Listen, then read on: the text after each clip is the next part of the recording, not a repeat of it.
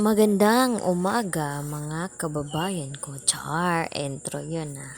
Ayan guys, nandito po ako. Pumunta kami sa sa Bonifacio kasi yung kapatid ng yung kasama ko, yung kapatid niya, nagpapasama siya kasi magpapa-booster siya, first booster daw yun. Kasi kailangan siya magpa-booster para makasakay siya sa barko.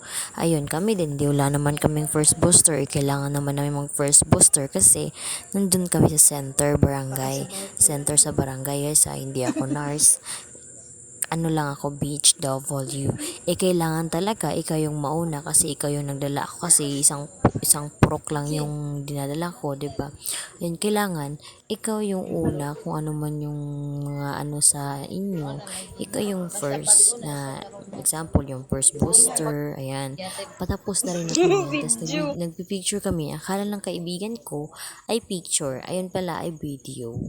At tapos, ayun, sumakay na kami ng jeep, pauwi na kami.